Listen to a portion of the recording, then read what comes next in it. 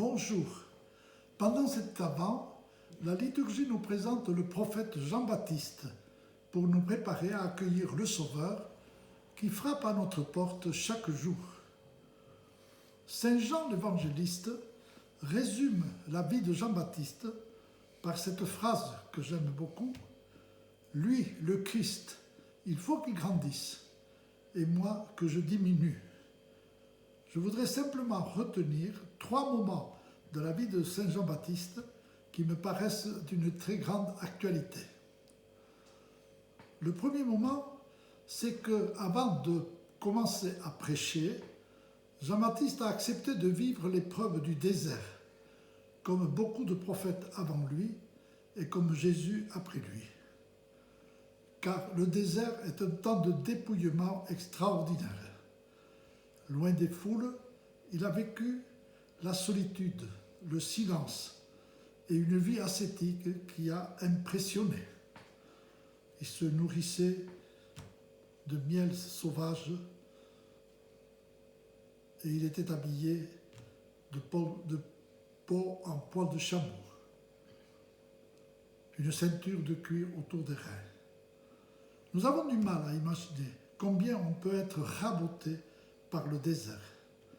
Un prêtre qui a été pris en otage par des djihadistes pendant 2 ans, un prêtre missionnaire au Niger, raconte comment il a survécu sous le soleil brûlant du Sahara en n'ayant pas d'autre perspective que le sable et les étoiles, car il couchait à la belle étoile, sans perspective de libération, avec une angoisse permanente. Ce désir lui a appris le silence, la prière et le prix de la parole. C'est là que Jean-Baptiste a mûri sa mission. Avant, ayant pris le temps d'écouter Dieu, il pouvait être son messager. Cela veut dire pour nous aussi que pour être missionnaire, pour donner la parole, il faut d'abord être disciple, l'écouter et mûrir cette parole. Le deuxième moment, c'est quand Jean-Baptiste a parlé aux foules en disant qu'il n'était pas le Messie annoncé, mais seulement une voix qui crie dans le désert.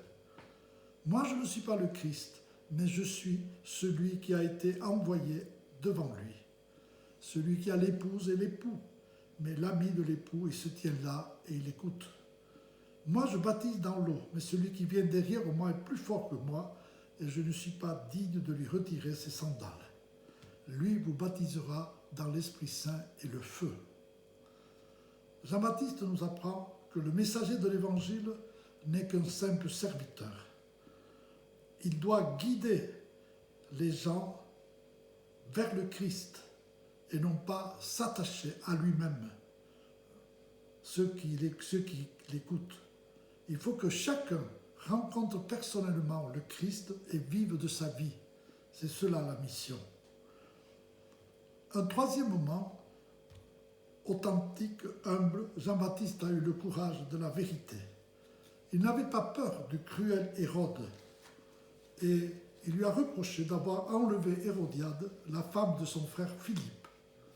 Hérode l'a mis en prison, malgré son admiration pour lui, car il aimait l'écouter. Il a accepté de diminuer jusqu'à la mort, puisqu'il a été décapité. Comme le Christ, Jean-Baptiste a été anéanti par fidélité à celui qui se proclamera plus tard le chemin, la vérité, la vie. Tous les martyrs savent que le témoignage de la vérité exige un dépouillement qui peut aller jusqu'à verser son sang. Lui qui disait aux pharisiens et aux sadducéens « Engeance de vipères, produisez donc un fruit digne de la conversion », que nous dirait-il aujourd'hui, au XXIe siècle, à nous, en France en particulier? Il nous dirait, je pense, réveillez-vous, n'ayez pas peur, osez témoigner de la valeur absolue, de la dignité de l'homme, depuis l'embryon jusqu'au vieillard qui va mourir et qu'on a tendance à éliminer. Respect aussi de l'handicapé, du migrant qu'on refuse d'accueillir. Nous sommes appelés à cette conversion, que l'Esprit Saint nous aide à y répondre. À la prochaine fois. Merci.